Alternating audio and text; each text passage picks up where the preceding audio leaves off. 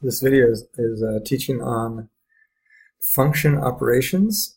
So just like you can do operations on numbers like 3 plus 5 and 7 times 2, you can do similar things to a function. So here's a list of 3 different functions written in function notation. We've got the f function, the g function, the h function, and the k function.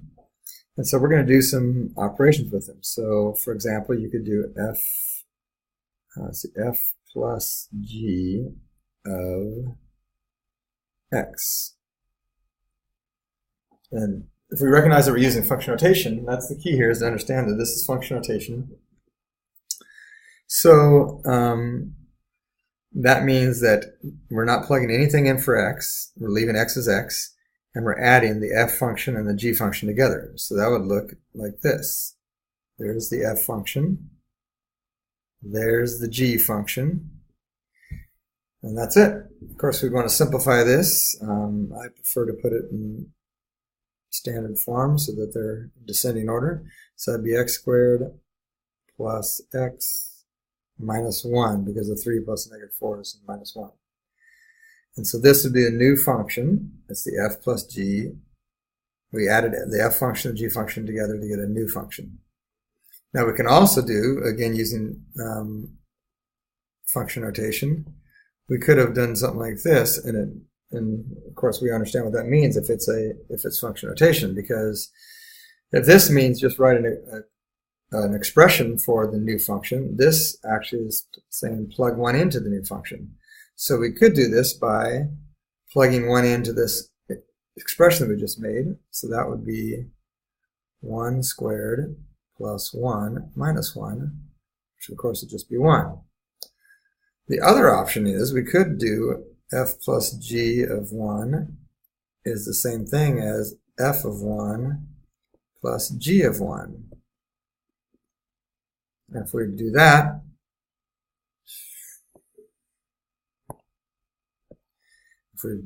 we would get, let's see, f of 1 would be 4, and g of 1 would be 1 minus 4, which would be negative 3. You add those together and you get 1. Same. Okay? So that's the notation, and that's how it rolls. We would also, you can do things like, let's say, g minus k of x.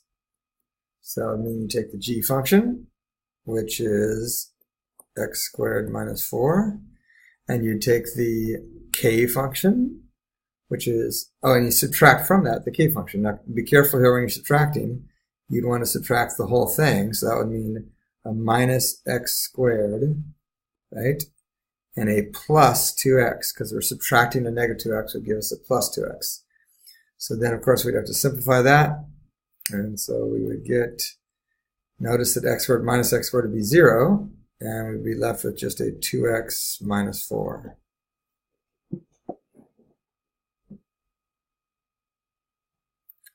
So there's addition, subtraction. We can also do multiplication, division. So I can still see this. I'm going to erase these ones we just did.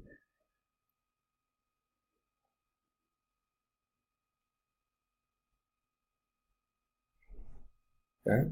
So then let's do an example of division. So we could do f divided by g of x, and that would be x plus 3 on top and x squared minus 4 on the bottom. And of course, there's not much you can do with that, so you just leave that alone.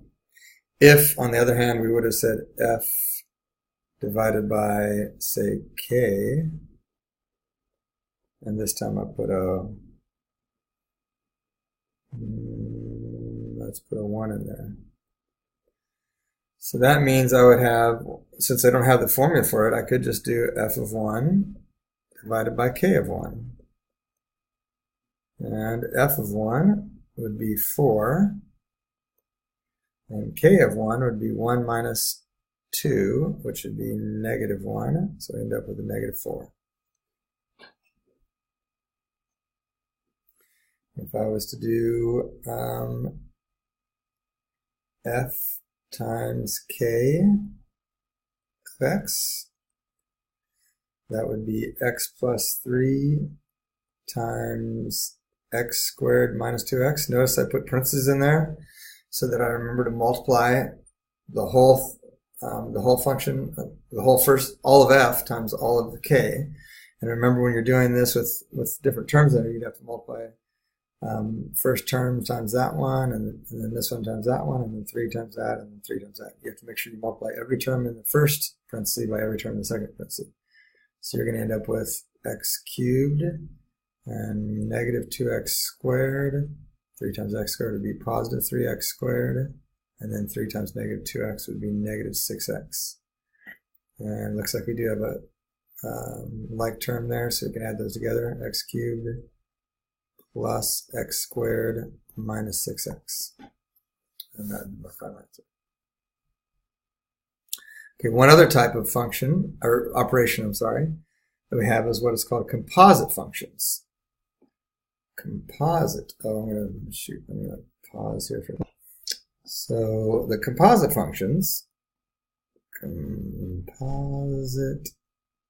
functions, that's a new operation. They only can be applied to functions. It's where you put a function inside of a function. So there's two types of notation. One of them looks like this, and you'll see this in the book some. I really prefer the other notation that looks like this. Notice that's an open circle. It's not a dot, so this doesn't mean f times g. That means f of g, which means that you're putting the g function in. You're inputting the whole g function into the f function. So that's why I like this notation here, because I think it illustrates what's happening. You're taking the output of the g function and inputting it into the f function. So for example, if I had f of g of 1, that would mean that I would figure out what g of 1 is first. And if I plug a 1 in there, 1 squared is 1, minus 4 is negative 3. So then what I'm really figuring out is what is f of negative 3. Because I plugged 1 into the g function, and the output was negative 3. So then the output dropped into the f function. And so now I put a negative 3 up here in the f function. Negative 3 plus 3, of course, is 0, so I get 0. I think the idea is illustrated quite nicely if you do a string of function machines. So this f of g of x, that means I'm going to do g of x first, and then f of x. So notice what happened in this case. I dropped a 1 in here, right? A negative 3 came out and went right into there, and then finally a 0 came out.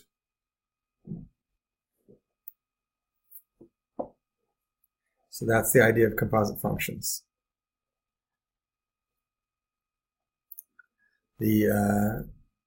Notice if we do, for example, let's do k of x, no, sorry, k of f of x.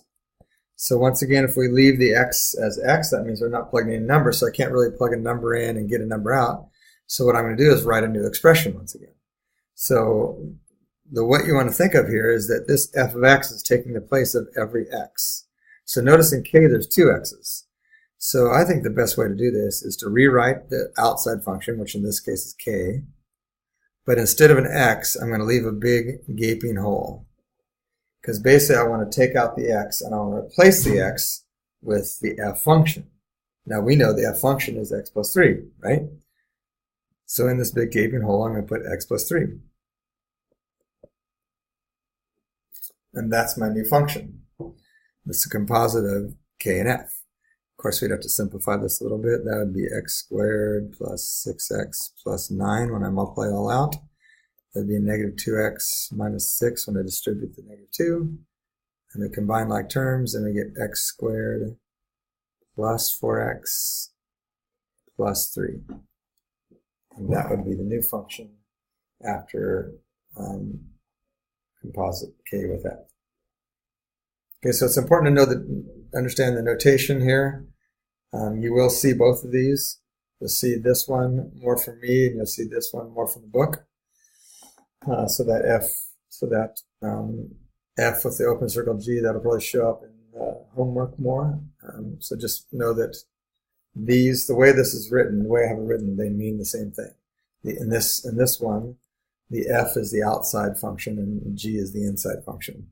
Here it's more clear. Clearly the f is the outside and G is the inside.